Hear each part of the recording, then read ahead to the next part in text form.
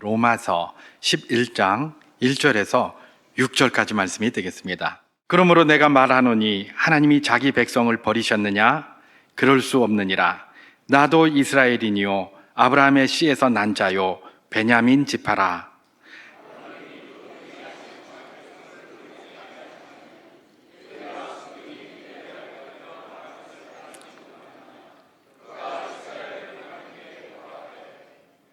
주여, 그들이 주의 선지자들을 죽였으며 주의 제단들을 헐어버렸고 나만 남았는데 내 목숨도 찼나이다 하니,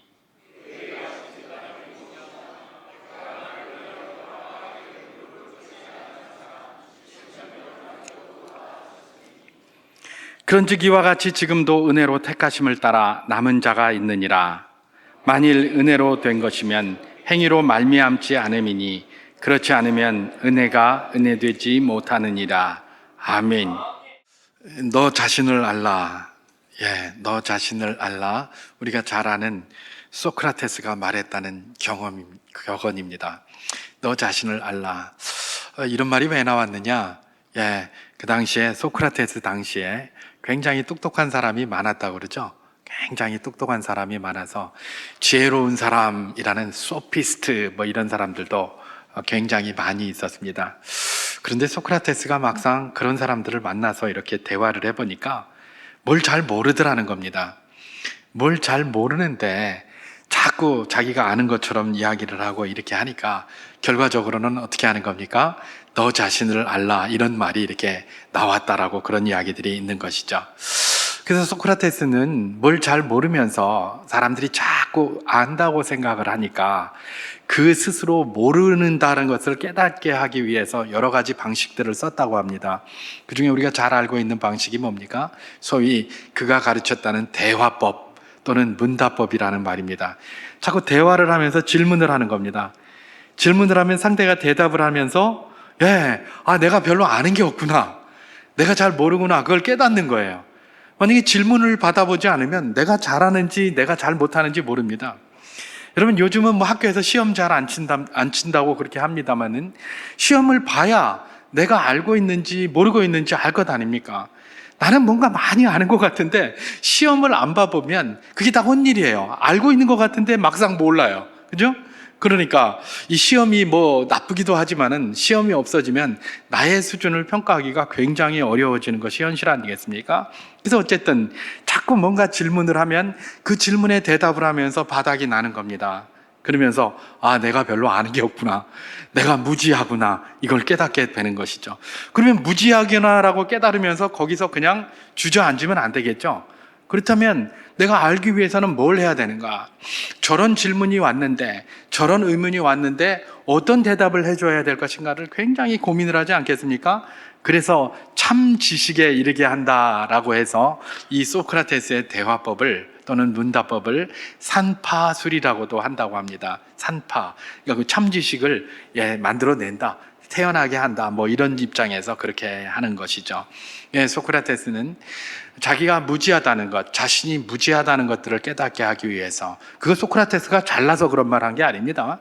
자신이 무지하다는 것을 깨닫게 하기 위해서 수많은 질문을 던졌고, 질문과 답을 통해서 스스로 무지하다는 걸 깨닫게 만들고, 또 무지한 것에서 머물지 아니하고 뭡니까? 참 지식에 이르게 하기 위하여 계속해서 그런 질문 방법을 썼기 때문에 그것을 대화법 내지는 산파술이라고 한다라는 것이 소크라테스에게 알려진 그런 내용입니다. 지난 로마서 3장 때에 제가 잠깐 설명을 했었습니다마는 바로 이런 소크라테스의 대화법으로부터 출발해서 사도 바울 시대쯤 이렇게 가게 되면 이 말하는 모든 것, 연설하는 모든 것에 디아트리베 방식이 쓰였다고 합니다. 디아트리베, 요즘도 이제 영어 단어를 이렇게 쳐보면 다이아트라이브라는 그 단어가 있습니다. 디아트리베에서 나온 겁니다. 이 다이아트라이브라는 말이 단어의 뜻을 보면 혹평하다, 비판, 혹독, 혹평 이런 식으로 되어 있습니다. 굉장한 비판을 퍼붓는 거를 뭐예요? 다이아트라이브라고 이야기를 합니다. 다이아트라이브. 여기에 원 출발이 어디서 있었다? 바로 이 소크라테스의 대화법에서 나오는 디아트리베라는 헬라어에서 출발했다. 그렇게 이제 기록이 되어져 있습니다만은, 처음에는 이 소크라테스가 혹평하기 위해서 그렇게 한 건 아닙니다. 그런데 이게 자꾸 가면서 뭡니까? 사람들을 이렇게 질문하고 사람들을 답하게 하는 가운데 이 악한 죄된 본성이 인간에게 있지 않습니까? 그러니까 그걸 사람을 무너뜨리기 위하여 혹평하게 되는 게 많이 있겠죠. 그 당시에 수사학이라는 게 또 굉장히 많이 발달을 했는데, 정치를 하거나 사람들을 선동하거나 할 때에 그 사람들을 설득시켜야 하기 때문에 이 말발이 참 좋아야 했습니다. 그래서 사도 바울 당시만 해도 수사학은 기본이었어요.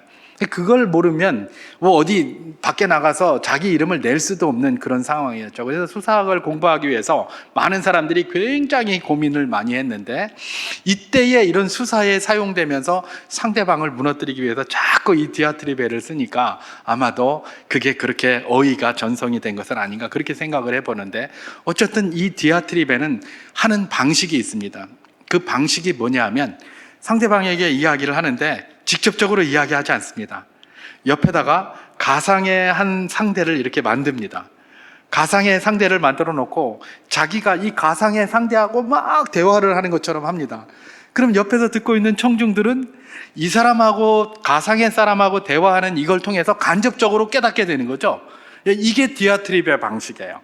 간접적으로 이 사람하고 막, 이게 원래 없어요. 없는데 그 사람하고 막 대화를 하면서 막 이러면 여기 있는 다른 사람들이 그걸 보고 깨닫는 것이죠. 마치 영화 같은 거 봐도 그렇지 않습니까? 영화나 뭐 이런 것들이 그 시대의 시대상을 이야기를 한다고 하잖아요. 그럼 영화를 통해서 그걸 막 보여주면 이 청중은 그걸 이렇게 보고 그것을 이렇게 들으면서 자기는 그런 경험을 하지 않았어요. 그런데 저렇게 돌아가고 있구나라는 것들을 이렇게 알고 있지 않습니까? 이게 일종의 디아트리베 형식이라고 봐도 될 것입니다. 물론 정확히 거기에 맞아떨어지는 게 아니라 그걸 인용을 하는 것이죠. 여러분, 거짓 뉴스도 그런 것 아니겠습니까? 자기들끼리 막 거짓말 막 해놓고 나서 청중들로 하여금 이게 마치 그런 것처럼 이렇게 만들어가는 겁니다. 다 그런 비슷한 것들을 이렇게 이야기를 하는데요, 이 디아트리베 방식이 뭐다? 가상의 상대, 거기에다가 대화를 함으로써 청중들로 하여금 간접적으로 배우게, 간접적으로 설득하게 만드는 방식이 디아트리베 방식이다, 이런 이야기입니다. 그럼 제가 왜 또 디아트리베를 이야기를 하느냐? 사도 바울은, 우리도 이거 많이 씁니다만은, 사도 바울은 이 로마서에서 곳곳에서 디아트리베 방식을 많이 사용하고 있는데, 오늘 본문도 대표적인 부분이기 때문에 그렇습니다. 오늘 본문에서도 디아트리베 방식을 사용하고 있어요. 오늘 본문 로마서 11장 1절 말씀을 제가 한번 봉독해 보도록 하겠습니다. 그러므로 내가 말하노니 하나님이 자기 백성을 버리셨느냐? 그럴 수 없느니라. 나도 이스라엘이니요 하나님의 아브라함의 씨에서 난 자요 베냐민 지파라, 그렇게 얘기를 합니다. 이 말씀은 이스라엘의 그런 연약함, 하나님의 복음을 받지 않는 그런 연약함 속에서 개탄하는 가운데 지금 사도 바울이 하고 있는 이 말입니다. 그런데 여기서 하나님이 자기 백성을 버리셨느냐? 이런 질문을 하고 있죠. 이거는 로마서를 받고 있는 로마 교회 성도들에게 질문하는 게 아닙니다. 누구에게 질문하는 겁니까? 가상의 어떤 존재를 이렇게 설정해 두고 그에게 질문을 하고 그럴 수 없느니라, 이렇게 대답을 하는 거예요. 그러면 여기 있는 다른 청중들, 로마 교회에 있는 청중들은 그래, 그렇구나 라고 그걸 배우지 않겠습니까? 바로 이것입니다. 여기서 지금 정확하게 사용되고 있는 것이 디아트리베예요. 하나님이 자기 백성을 버리셨느냐? 로마 교회 성도들이 아무도 사도 바울에게 그 질문을 한 적은 없어요. 그런데 이런 질문을 할 것이다라는 것들을 예측하고, 또 그런 의문을 가질 수 있을 것이다라고 예측을 하고, 그 다음에 가상의 상대를 만들어 놓고 그에게 이야기를 하는 겁니다. 이게 디아트리베 방식인 것이죠. 이 디아트리베 방식은 주로 연설문이나 또는 서간문에 많이 쓰였다고 합니다. 연설문, 사람들한테 연설을 하는데 이런 방식으로 하는 거예요.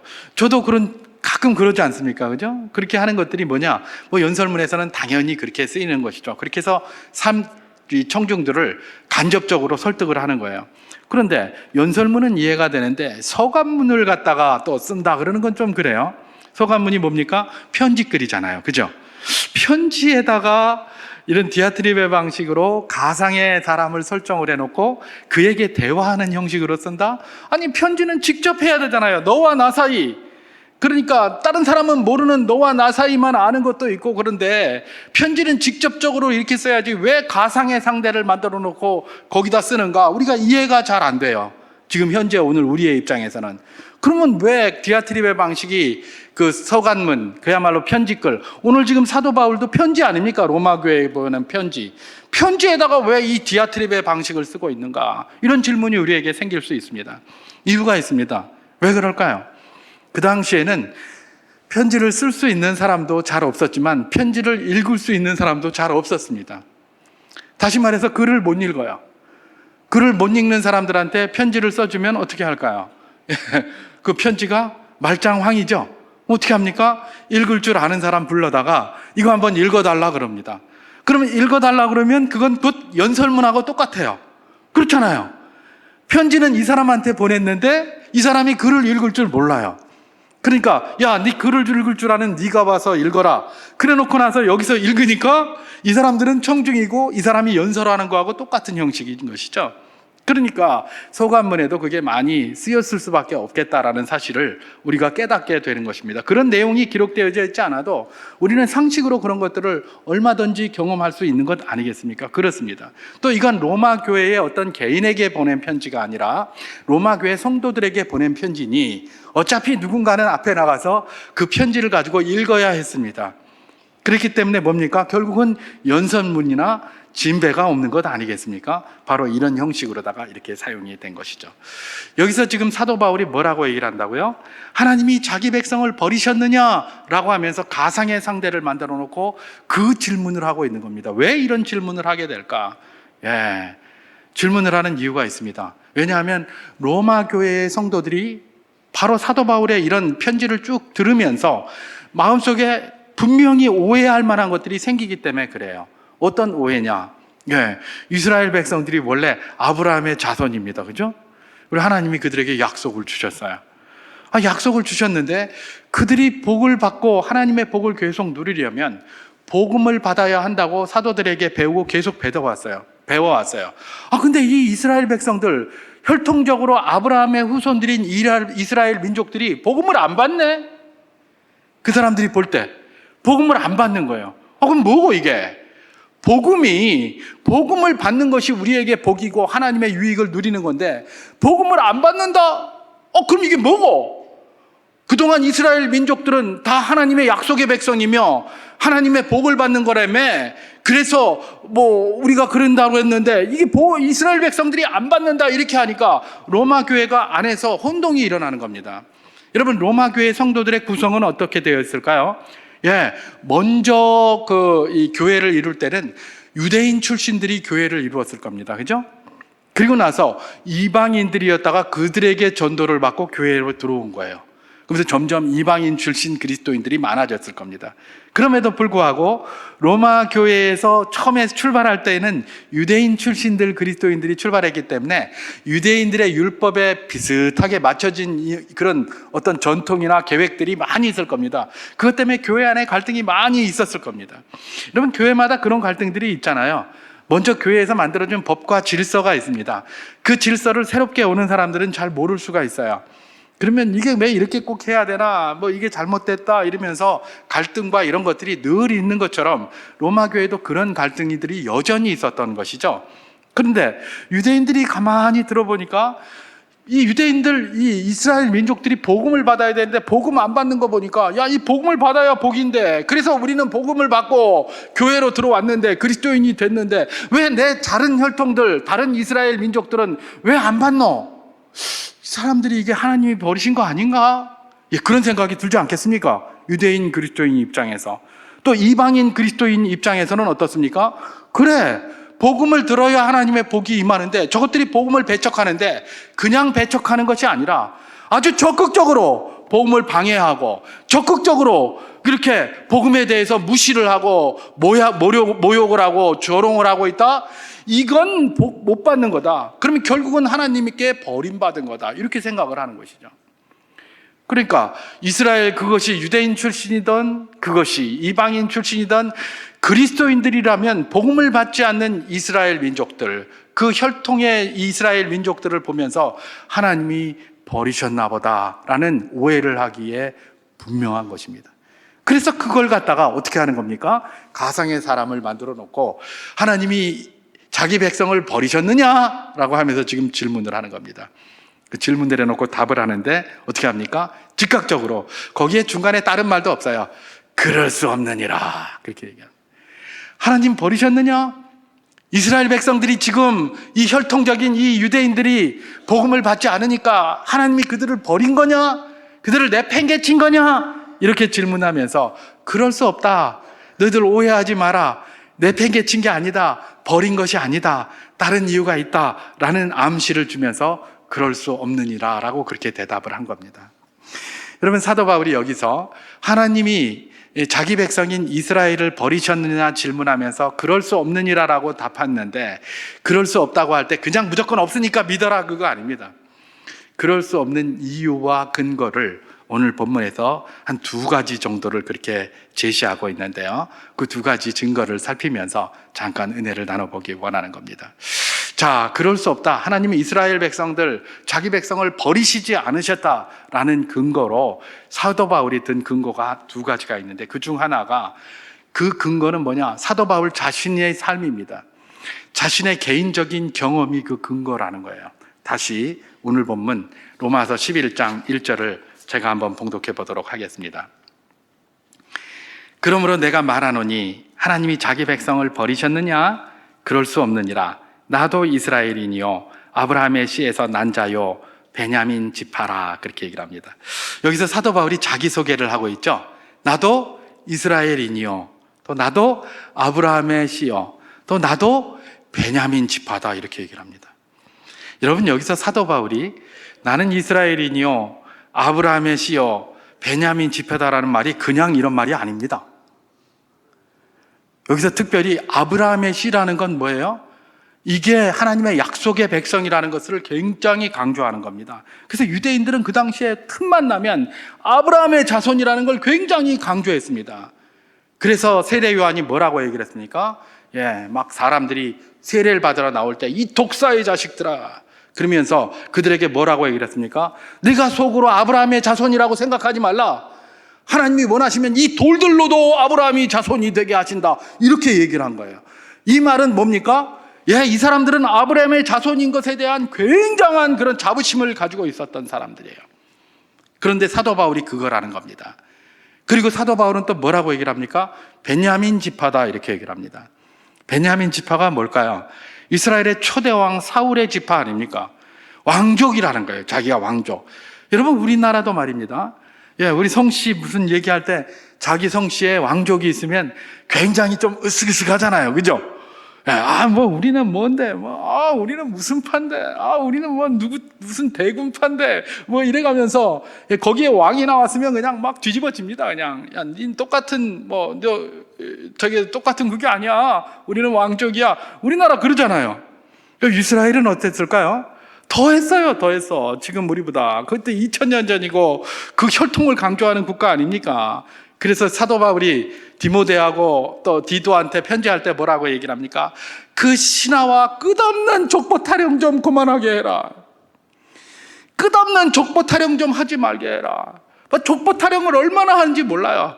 뿌리도 중요하지만 자기가 더 중요한데 맨날 지는 아무것도 안 돼. 족보 타령만 하고 앉았는 거예요. 이걸 가지고 이 사도 바울이 질책을 했는데, 결국 이 사람들도 전부 이 족보 타령에 아주 능한 사람들이에요. 근데 그 족보의 사도 바울의 족보는 뭐예요? 왕족이에요. 베냐민 지파다. 이 말은 뭡니까? 사도 바울은 나도 이스라엘이고 아브라함의 씨고 베냐민 지파다. 이 말은 뭐냐면 나는 이스라엘 중에 이스라엘이다 이런 말입니다. 이스라엘 중에 성골이다. 우리나라 신라의 골품 제도에 따지면 이스라엘 중에 성골이고 성골 중에도 성골이다. 나는 육두품도 아니다. 나는 지인골도 아니다. 나는 성골이다. 근데 그 성골 중에서도 성골이 나다. 그렇게 얘기합니다. 여러분, 이게 뭘까요? 그 사람들이 오해를 하는데 하나님이 이스라엘 백성을 버린 것이 아니냐 이렇게 생각을 하고 오해를 할 수 있다는 거예요. 근데 그게 아니라는, 그럴 수 없느니라고 하면서 자기를 근거로 댔는데, 나는 이스라엘이고 나는 아브라함의 씨고 나는 베냐민 지파다. 다시 말해서 이스라엘의 성골 중에 성골이 나다 그런데 내가 누구예요? 복음을 받고 회개하고 구원의 은혜를 누린 자고 심지어 이제 그 복음을 전하러 다니는 사람이 나다. 여러분 이게 무슨 말입니까? 네 이스라엘 백성 버렸다고 그랬지? 내가 바로 그 사람이야, 이스라엘 백성. 근데 내가 이렇게 복음을 받고 복을 누리고 다니고 너희들에게 복음을 전하러 다니는데 하나님이 이스라엘을 버렸다는 말이 되나?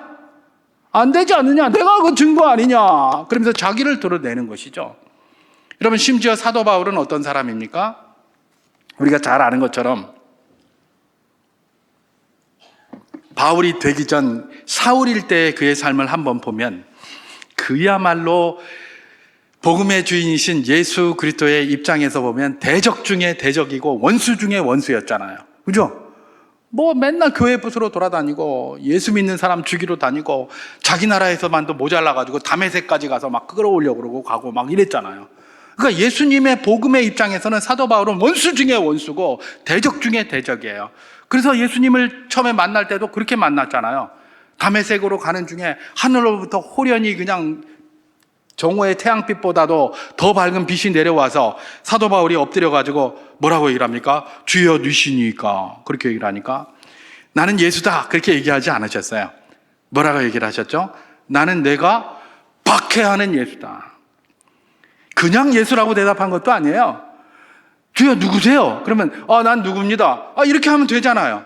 근데 얼마나 마음에 응어리진 게 많으셨으면 예수님이 야 인마 나는 네가 박해하는 예수야. 나는 예수인데 그냥 예수가 아니야. 네가 박해하는 예수야 이러는 거예요. 이 말은 뭡니까? 사도 바울은 예수님과 또 그의 복음의 대적 중에 대적이었다는 겁니다. 왼수 중에 왼수였어요. 그 사실을 로마 교회에 있는 사람들이 다 압니다. 이미 소문으로 들어가지고. 그런데 다 아는 그가 지금 뭐예요? 복음의 은혜를 누리고 있지 않습니까? 그걸 다 아는 그가 지금 뭐예요? 그 복음을 전하고 다니고 있지 않습니까? 그 사도 바울이 지금 자신을 비유해서 나를 봐라 나를. 나는 유대인 중에 유대인이고 나는 성골 중에 성골이다. 게다가 나는 하나님 그 복음의 기준으로 하면 원수 중에 원수다. 그래서 버림을 받으려면 벌써 버림받아야 됐다. 내가 죄인 중에 괴수가 아니냐. 그럼에도 불구하고 하나님께서 내게 은혜를 베풀어 주셔서 나로 이렇게 복음을 받게 하셨고 이런 은혜를 주셨는데 하물며 나보다 훨씬 나은 다른 이스라엘 백성들이겠느냐. 하나님 그들 버리신 거 아니다. 결코 그들을 버리시지 아니하셨다. 그럴 수 없느니라. 그렇게 이야기를 하고 있는 것입니다. 여러분 사도 바울의 이 간증을 통해서 우리가 받아야 할 도전이 있겠습니까? 그렇습니다. 우리가 이제 이렇게 자기 개인적인 경험을 이야기하는 걸 간증이라고 많이 하잖아요. 그죠? 그래서 사도 바울의 이 간증을 통해서 우리가 받아야 할 도전이 있어요. 그게 뭐냐 하면, 이 세상에 하나님이 살아계심과 하나님의 사랑을 가장 잘 증거할 수 있는 것은, 뭐 증거할 수 있는 게 많이 있습니다만은 가장 잘 증거할 수 있는 것은 뭐 다른 누구의 뭐가 아니고 무슨 다른 사람의 뭐가 아니라 바로 자신이라는 겁니다. 내가 하나님의 그 살아계심과 하나님의 사랑을 가장 잘 증거할 수 있어요. 바로 그게 나예요. 사도 바울이 보여주는 게 그겁니다. 그렇기 때문에 우리가 간증을 할 때에 간증거리 풍성한 삶을 살아야 한다는 말을 바로 그런 데서 하는 겁니다. 그래야 간증거리가 풍성한 삶을 살아야 나를 통해서 하나님이 드러나는 것이고 하나님의 살아계심과 하나님의 사랑이 그렇게 사람들에게 보여지게 되는 겁니다. 자, 이런 말을 하면 우리가 늘 그렇듯이 마음에 좀 부담이 있습니다. 그죠? 간증 한번 해보라 라고 이야기를 하면, 난 간증할 게 없어요. 막 이제 이런 이야기 하는 분들이 이제 더러 이렇게 있는 것이죠. 그럼 왜 그렇게 생각하느냐? 이 간증이 말입니다. 아주 굉장히 어려운 걸로 많이 생각을 하는 것이죠. 보통 간증하라 그러면 아주 극적인 간증을 많이 합니다. 뭐 어떤 사람은 평생에 한 번 있을까 말까 한, 또 어떤 사람은 평생에 한 번도 경험하지 못하는 그런 간증을 하는 경우도 있어요. 그걸 이제 간증이라고 하니까 자꾸 이제 사람들이 부담을 갖는 겁니다. 저런 기적적인, 저런 극적인 일을 나는 별로 경험한 적이 없는데, 내가 다 죽는다고 막 그랬는데 하나님이 그걸 살리셨다. 와, 근데 나는 그런 게 지금까지 없어서 간증하라 그러면 내가 뭘 가지고 간증할까? 이렇게 생각을 하는 거예요. 그리고 내가 뭔가 잘하고 뭘 이래야 간증을 하는데 내가 할 수 있는 게 하나도 없는데 뭘 가지고 간증할까? 이렇게 얘기를 하는 겁니다. 근데 여러분, 우리가 사도 바울의 간증을 통해서 잘 보아야 할 것이 있습니다. 사도 바울은 간증을 뭘로 하는가? 극적인 것으로 간증하는가? 자기가 뭐 대단하게 한, 하나님의 능력을 받아서 뭐 대단하게 한 것, 이런 것 가지고 간증을 했는가? 그렇지 않다는 겁니다. 사도 바울의 간증은 전부 안 좋은 것만 가지고 간증해요. 그래서 우리가 누구나 간증할 수 있는 겁니다. 사도 바울은 뭐예요? 지금도 간증하잖아요. 하나님께서 이스라엘을 버리셨다는 것을 간증하기 위해서 자기를 쓰는데, 자기가 뭐예요? 나는 이스라엘 중에도 성골이고 나는 그 중에서도 악질 중에 악질이다. 그래도 나를 구원하신 하나님께서 다른 이스라엘은 나보다 훨씬 난데 그들을 버리셨겠느냐, 그렇게 하고 있잖아요. 항상 사도 바울은 자기의 연약한 것을 가지고 그래요. 여러분, 성경을 이렇게 보십시오. 사도 바울이 복음을 전하러 다닐 때 그야말로 수건만 이렇게 갖다 덮으면 손수건 밑에만 있어도 병든 자가 일어나고 말입니다. 그죠? 사도행전에 보면 그런 거 나오잖아요. 그리고 사도 바울이 막 저 멜리데라는 데 가서는 이렇게 장작을 이렇게 나무를 이렇게 줍다가 독사한테 물렸는데, 독사한테 물려도 뚝뚝해서 떨어졌는데 죽지도 않아요. 그러니까 거기 사람들이 와, 이거는 뭐냐? 바울과 바나바를 보고 바울은 스스고 제우스고 바나바는 스스 제우스고 바울은 헐메 호메로스다, 뭐 이렇게 이야기를 하는 거예요. 제우스 신이고 바나바는 아무 말도 안 하고 가만히 있으니까 신이고 제우스 신이고, 바울은 뭐예요? 막 말을 많이 하니까 그 제우스 신의 통역관인 헐메라고 이렇게 이야기를 하는 거예요. 바울이 그 정도로 능력이 있었어요. 그런데 사도 바울은 한 번도 다니면서 그런 능력을 한 걸 이야기한 적이 없어요. 오히려 사도 바울은 다니면서 맨날 자기가 직접 천국 갔다 왔잖아요. 3층천 체험까지 했잖아요. 근데 그런 이야기도 안 해요. 그런 이야기도 안 하고 내가 아는 누군가가 있는데 이런 사람이 있다, 이렇게 얘기를 합니다. 그리고 간증하라고 그랬더니 지가 잘하는 거, 지가 능력이 있는 거, 하나님이 뭐 극적인 체험을 준 거, 이런 거는 안 하고 내게 그냥 연약한 것, 그래서 병 하나 있는데 그 병 좀 고쳐달라고 3번이나 기도했는데 기도 응답도 못 받은 거, 그런 거 말입니다. 아니, 간증을 하라 그러면 기도 응답 받은 거를 간증해야지. 우리가 보통 그렇게 생각하잖아요. 근데 기도 응답 못 받은 걸 간증하고 있어요. 누가요? 사도 바울이요. 그럼 사도 바울이 능력이 있다고 간증한 사람은 누굽니까? 누가 사도 바울이 능력이 있다고 이야기를 합니까? 누가가 그렇게 얘기했어요. 누가가. 사도 바울 본인은 그런 이야기 한 번도 안 했어요. 사도 바울을 따라다니던 누가가 사도행전에서 사도 바울이 이런 능력이 있었고 이런 역사를 일으켰고 뭐 이런 저기를 했다라는 것들을 계속 이야기를 했지, 사도 바울은 그런 거 한 번도 한 적이 없어요. 그렇다고 사도 바울이 능력이 없었습니까? 그게 아닙니다. 고린도전서에 나오는 모든 은사는 사도 바울이 기록한 겁니다. 그거 어디서 보고 기록했습니까? 자기가 다 경험한 거예요. 자기가 그런 은사들을 다 가지고 있어요. 그러니까 거기다 쓴 거예요. 그랬는데 그런 많은 은사에 대해서 나는 이런 은사를 가지고 있다라는 말을 한마디도 하지 않습니다. 한마디도 하지 않고 나는 오히려 내 약한 것을 자랑하리라 이러고 다니면서 맨날 이러는 겁니다. 여러분, 하나님의 살아계심과 그 사랑을 다른 사람들에게 어떻게 전할 수 있겠습니까? 기적, 은혜 입은 거, 이런 극적인 것을 통해서도 증거할 수 있을 겁니다. 그러나 뭐를 통해서도 또 증거할 수 있습니까? 나의 연약함을 통해서도 증거할 수 있습니다. 나는 정말 성질도 더럽고 사기도 쳤었고 싸움도 잘하고 화도 잘 내고 참 잘 못하는데 하나님께서 나 같은 이런 쓰레기 같은 인간을 세워서 지금 이렇게 살아가고 반듯하게 살아보려고 몸부림치게 만들고 있다. 이 하나님의 은혜가 아니면 설명할 수 없다. 이러고 있는 겁니다, 지금. 여러분, 사도 바울이 보여주는 게 뭡니까?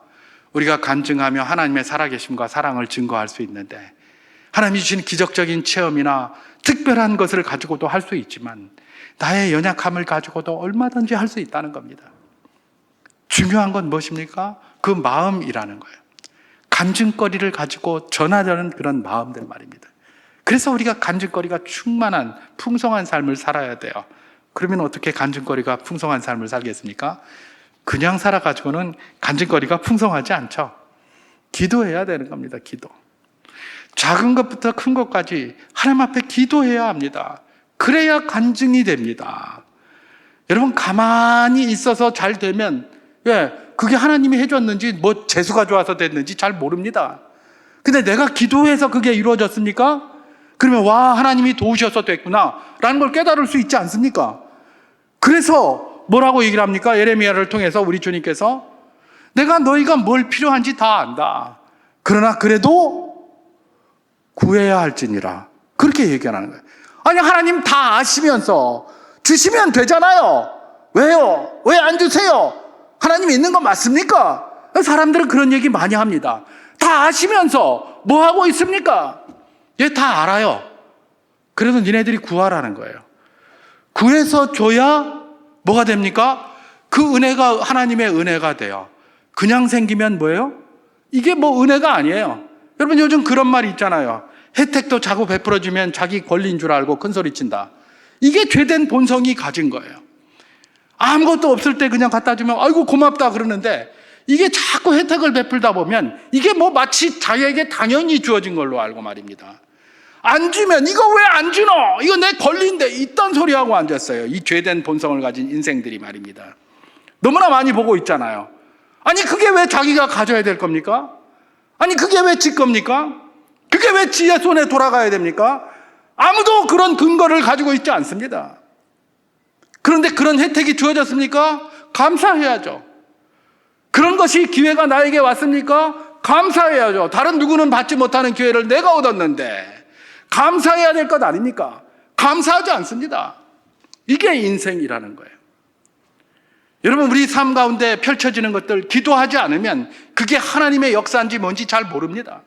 그래서 작은 것부터 큰 것까지 모든 걸 기도해야 하는 겁니다. 그런 사람이 간증거리 풍성한 삶을 살 수가 있어요. 하다못해 내가 밥을 한 그릇 먹는 것도 기도를 해야만 비로소 이 밥이 하나님이 나에게 주시는 것이구나 라고 감사할 수 있는 거예요. 그렇지 않으면 뭐 대통령 자리를 갖다 준다고 하더라도 감사할 줄 몰라요. 역시 내가 이상해. 내가 이런 난국에서 정치적으로 해법을 했더니 이렇게 된 거야. 이딴 소리나 하고 앉았다고요. 이게 연약한 인생입니다. 사도 바울의 간증, 이 간증을 통해서 우리가 받을 수 있는 도전은 무엇입니까? 기도하라는 겁니다. 범사의 기도에서 간증거리가 풍성해지라는 겁니다. 그 풍성한 간증거리를 그저 우리 삶 가운데 나타날 때에 하나님의 살아계심과 또 하나님의 사랑이 전파되게 돼 있습니다. 하나님을 모르는 사람에게만요? 아니요. 우리에게 스스로 전파가 됩니다. 하나님을 아는 우리에게도 그것이 필요해요. 그래서 복음은 외부 사람들, 모르는 사람들에게만 전하는 게 아니에요. 복음은 하나님을 아는 우리에게도 전하는 겁니다. 목사가 늘 설교하는 게 복음 전하는 겁니다. 이게 다른 게 아닙니다. 복음을 전하는 거예요. 우리에게 흔들릴 수밖에 없는 복음에 대한 희미한 마음이 있을 때 목사의 설교를 듣고 또 옆에 주변 사람들이 아멘 하면서 함께 신앙생활하는 것 보고 힘을 얻는 것 아니겠습니까? 바로 그것입니다. 사도 바울의 간증을 통해서 우리가 배울 수 있는 게 뭐라고요? 하나님의 살아계심과 그 사랑을 증거하는 것은 극적인 것도 있겠지만 그것만이 아니라 그야말로 나의 연약함, 나의 범사에서 있는 하나님과 대화에서 얻어지는 그 모든 것들 말입니다. 그 간증은 어떻게 나온다고요? 기도함으로 나온다고 했습니다. 늘 기도하시기를 바랍니다. 아침에 눈을 뜨시면 교회당의 새벽 기도는 안 나오시더라도 눈 뜬 그 자리에서 기도하십시오. 하나님, 오늘 하루 이렇게 살아갑니다. 하나님 도와주세요. 그리고 하루를 출발해야 뭔가 일이 잘 풀리고 도와졌을 때 아이고, 이거 하나님 도우심이 있어 감사하다 이럴 거 아니에요. 또 잘 안 풀리면 하나님이 이거 잘 안 풀리네요. 하나님 뭐 제 잘못한 거 있습니까? 그래서 기도할 것 아닙니까? 그죠? 그러니까 이 사도 바울의 간증을 통해서 우리가 배울 것, 그야말로 기도함으로 간증거리 풍성한 삶을 살자. 그리고 그 간증이라는 건 뭐 특별하고 이런 것이 아니라 나의 연약함도 오히려 하나님의 사랑과 은혜를 전하는 중요한 도구가 될 수 있다는 사실을 깨닫는 바로 그것입니다. 그렇게 할 수 있는 우리 성도들 될 수 있기를 주님의 이름으로 축원합니다. 사도 바울은 주님이 이스라엘을 버리지 않으셨다는 근거로 자기 자신을 들었습니다. 자기 자신이 유대인 자신이고 유대인 중에서 성골이고 그야말로 그 중에서 제일 악징적인 인간이었지만 하나님이 나를 구원하셔서 복음의 사람이 되게 하셨다면 그 누구도 하나님의 사랑에서 배제될 사람은 없다라는 증거를 댄 겁니다. 그 다음에 또 하나의 증거를 댑니다. 그 또 하나의 증거는 이제 사도 바울의 개인의 경험을 넘어서 이스라엘 공동체 모두가 알고 있는 사항으로 넘어갑니다. 개인의 경험이다. 그러면 그런 이야기를 하면 뭐라고 하겠습니까? 그건 당신의 경험인데 어떻게 개인적인 걸 일반화를 할 수가 있느냐? 이런 질문이 나올 수가 있습니다. 당신 혼자 경험한 것 아니냐? 그 일반화된 그걸 일반화할 수 없는 그걸 가지고 왜 자꾸 일반화하려고 하느냐? 이런 질문에 봉착할 수밖에 없는 것이죠. 그래서 사도 바울이 굉장히 샤프하시고 머리가 좋으신 분 아닙니까? 그러니까 자기 개인의 것을 이야기할 뿐만 아니라 또 다른 것을 이야기를 합니다. 이스라엘 공동체라면 누구나 알고 있는 상식에 해당하는 것을 가지고 또 근거를 대고 있는 것이죠. 오늘 본문 로마서 11장 2절에서부터 4절까지 말씀을 제가 한번 봉독해 보도록 하겠습니다. 하나님이 그 미리 아신 자기 백성을 버리지 아니하셨나니 너희가 성경이 엘리야를 가리켜 말한 것을 알지 못하느냐? 그가 이스라엘 하나님께 고발하되 주여 그들이 주의 선지자들을 죽였으며 주의 제단들을 헐어버렸고 나만 남았는데 내 목숨도 찼나이다 하니 그에게 하신 대답이 무엇이냐? 내가 나를 위하여 바알에게 무릎 꿇지 아니한 사람 7,000명을 남겨두었다 하셨으니 이렇게 기록합니다.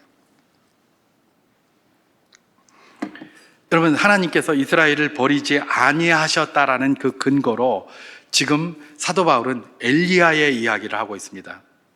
엘리야의 이야기하면 뭐가 생각납니까? 열왕기에서 바알과 아세라 선지자 850명과 그야말로 영적 전투를 한 놀라운 역사를 기록하고 있지 않습니까? 갈멜산 전투를 생각합니다. 엘리야는 갈멜산 전투에서 그야말로 혼자 올라가가지고 하나님의 능력으로 바알과 아세라 선지자 850명을 모아놓고 그야말로 그들을 다 도륙해버렸습니다. 도륙을 하면서 이 엘리야의 마음속에서 또 하나님이 3년 6개월 동안 오지 않는 비를 또 그렇게 엘리야가 기도할 때 내리시는 놀라운 역사도 체험하게 하셨습니다. 그러면 그 엘리야의 마음속에 어떤 마음이 생겼겠습니까? 이쯤 되면 이제 아합 왕과 이세벨 왕비는 물론이고 모든 이들이 다 그냥 내가 한 말 하면 그냥 벌벌 떨겠다. 괜히 내가 하나님 말씀 전했는데 딴소리 했다가는 주저앉고 말겠다 이렇게 생각하지 않겠습니까? 그래서 으쓱으쓱 하고 있는데 다음날 소식이 들려오는데 그 왕비 이세벨이 엘리야를 잡아 죽이겠다고 그러더라는 겁니다. 여러분, 왕비 이세벨이 엘리야를 죽여버리겠다고 말한 게 어제 오늘 이야기가 아닙니다. 늘 그랬어요. 늘 엘리야를 잡아 죽여야 되겠다고 이야기했던 게 누구예요? 바알과 아세라 선지자 그 종교를 갖다가 대표하고 있는 이 이세벨 왕비였어요. 늘 죽인다고 그랬는데 그 죽인다는 소리를 한 번 더 들은 것에 불과해요. 그런데 그전에는 그래도 열심히 힘을 내더니 이때 힘이 다 빠져가지고 도망을 가는 겁니다. 내가 이쯤 했으면 분명히 저것들이 벌벌 떨고 내 앞에 무릎을 꿇어야 될 텐데 이렇게 했는데도 나를 죽이려고 하네? 그러면서 도망을 가는 것이죠. 그러면서 도망을 가서 어떻게 합니까? 하나님 앞에 기도를 합니다. 열왕기상 19장 10절 말씀을 제가 한번 봉독해 보도록 하겠습니다. 그가 대답하되 내가 만군의 하나님 여호와께 열심히 유별하오니 이는 이스라엘 자손이 주의 언약을 버리고 주의 제단을 헐며 칼로 주의 선지자들을 죽였음이오며 오직 나만 남았거늘 그들이 내 생명을 찾아 빼앗으려 하나이다. 그렇게 얘기를 합니다. 하나님, 내가 정말 하나님 이름으로 열심히 하고 바알과 아세라의 제단을 부수고 정말 하나님 앞에 충성되게 하려고 이렇게 열심히 했는데 아무도 없고 나만 있는 것 같습니다. 하나님, 저 사람들이 얼마나 이 하나님을 따르는 자가 없으면 나를 죽이겠다고 이세벨이 또 저 난립니다. 그냥 나 죽여주세요 그냥. 이러면서 한탄하고 있는 내용이 바로 이 내용입니다.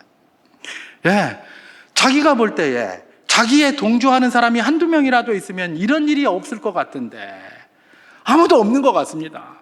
암담합니다. 이 살아서 뭐 하겠노 이게. 이 정도를 해도 저 죽이겠다고 저 날리면 도대체 뭘 얼마나 더 해야 된단 말이고. 이런 생각이 엘리야에게 탁 드는 것 아니겠습니까? 이 사실은 이스라엘 백성들이 다 아는 상식적인 그런 내용들입니다. 그때 하나님께서 뭐라고 이야기를 하십니까? 열왕기상 19장 18절 사도 바울이 인용한 게 바로 이것이죠. 제가 봉독해 보도록 하겠습니다. 그러나 내가 이스라엘 가운데 7,000명을 남기리니 다 바알에게 무릎 꿇지 아니하고 바알에게 입맞추지 아니한 자니라. 이렇게 얘기를 합니다. 이 열왕기상의 요 내용을 사도 바울이 그대로 인용을 해서 오늘 로마서 11장 2절에서부터 4절까지에 옮겨서 기록을 해 놓고 있는 것이죠.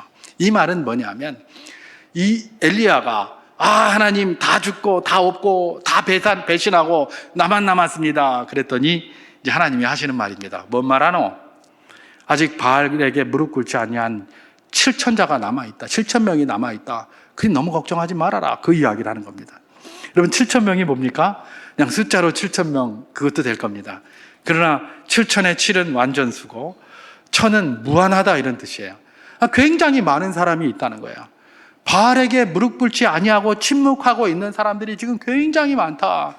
그러니 너무 걱정하지 마라. 네 그런 소리 듣고 너무 힘들어하지 마라. 이렇게 이야기를 하고 있는 것입니다. 지금 당장에 네 눈앞에 보이지 않는다고 없다고 생각하지 말아라. 지금 당장에 내 환경 속에서 그것이 느껴지지 않는다고 해서 그것이 없다고 생각하지 말아라. 하나님은 다 준비하고 계신다. 그 이야기를 하는 겁니다. 사도 바울이 왜 이걸 인용하고 있습니까? 이스라엘 백성들이 너무나 잘 알고 있는, 지금 로마 교회의 성도들이 너무나 잘 알고 있는 이 상식적인 사실을 인용을 해서 당신들 눈에 볼 때에 이스라엘 그 본 자손들이 다 복음을 내버리고 적극적으로 거부하고 그냥 그러는 것 같지만 그들 가운데도 하나님의 택한 자가 있어서 그들을 통해서, 그 남은 자를 통해서 하나님의 은혜가 흘러갈 것이다. 오늘 본문 로마서 11장 5절에서 6절 말씀을 제가 한번 봉독해 보도록 하겠습니다. 그런즉 이와 같이 지금도 은혜로 택하심을 따라 남은 자가 있느니라. 만일 은혜로 된 것이면 행위로 말미암지 않음이니 그렇지 않으면 은혜가 은혜되지 못하느니라. 이렇게 얘기를 합니다.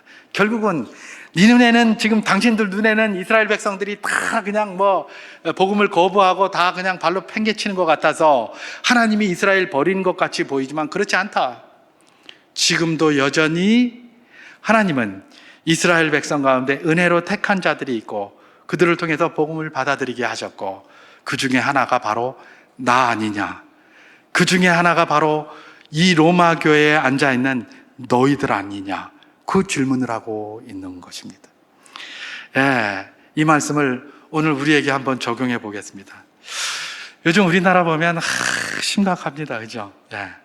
아까 우리 장로님께서 기도하실 때도 그렇게, 이제 우리 권 장로님 기도하실 때도 그렇게 말씀을 하셨습니다만, 기도를 하셨습니다만, 이 사회가 온통 부패한 것 같고요, 정의가 사라진 것 같고요, 법도 없는 것 같고요, 도대체 이 나라가 왜 이렇게 됐는지 우리 상식을 가진, 뭘 잘 모르는 이런 사람들이 보더라도 이건 아닌데 어떻게 이럴 수가 있단 말인가. 도대체 경찰들은 뭐냐? 이 짭새들 아니냐? 도대체 검사들은 뭐냐? 이 검새들 아니냐? 이 판사들은 뭐냐? 이 판새들 아니냐?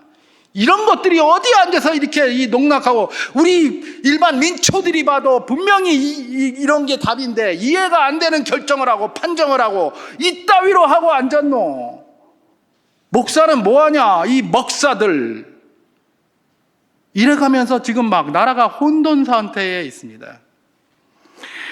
여러분, 이런 상황 속에 있는 우리에게 하나님이 이 말씀을 통해서 뭘 도전하고 계시는 것입니까? 우리가 볼 때에 정의가 사라진 것 같고 공의가 사라진 것 같고 모두가 다 썩어 빠진 것 같고 모두가 다 문드러진 것 같아도, 그래도 여전히 하나님의 의를 행하고 하나님의 의를 붙들고 사는 먹사도 있고 판새도 있고 검새도 있고 짭새도 있다는 겁니다. 우리 눈에 그게 안 보이는 것 같지만 하나님이 그 7,000을 예비해 두셨다는 겁니다. 희망을 잃지 말라는 겁니다.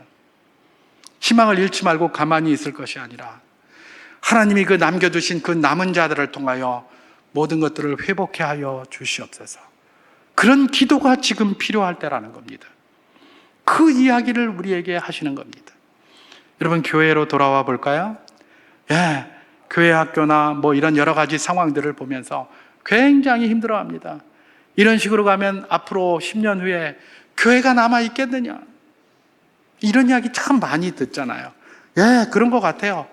출산율은 떨어지고 교회 학교는 점점 줄어들고 그러면서 뭐 여러 가지 교회 부서들이나 이런 것들은 옛날과 다르게 많이 이제 없어지고 통폐합되고 막 이런 일이 있을 것 같아요. 그죠?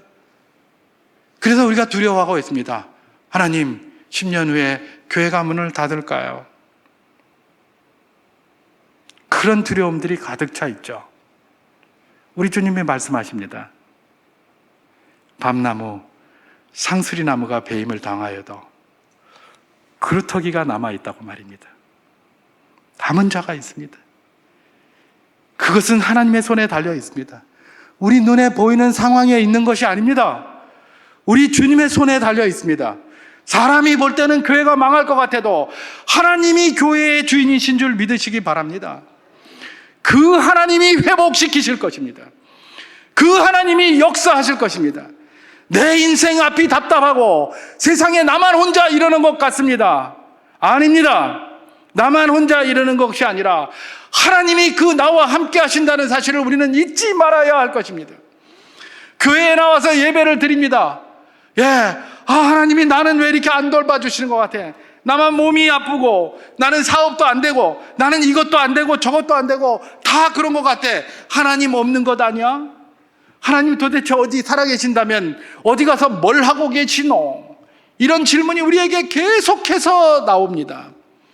그런데 교회에 나와 봤더니 나만 그렇게 하는 것이 아니라 이 사람이 많은 겁니다. 예, 많잖아요. 그죠? 많이 있습니다. 그럼 그 사람들을 딱 보면서 저 사람 정신이 돌았나? 왜 이렇게 없어 보이는 하나님, 아무것도 안 돼 보이는 하나님 뭘 믿겠다고 저렇게 나와서 우르르 앉아서 저 예배를 드리고 앉았노? 이런 생각이 들면서 이러고 있는 거예요. 근데 옆에 있는 분이 막 기도를 하면서 하나님이 역사하실 것입니다, 이러는 거예요. 그러니까 내가 용기가 생기는 것 아니겠습니까? 우리가 서로가 서로를 이렇게 증거하고 있는 겁니다. 예배 자리에 앉아서 이렇게 함께 예배함으로 증거하고 있는 거예요. 모든 고통과 많은 어려움과 하나님이 안 계신 것만 같다는 경험들을 우리 모두가 다 하고 있지만은, 그러나 여전히 남겨진 자들이 있어서 함께 모여 예배함으로 그들의 신앙을 격려하고 있다는 겁니다. 그 남겨진 자가 누구입니까? 바로 오늘 우리인 줄 믿으시기 바랍니다.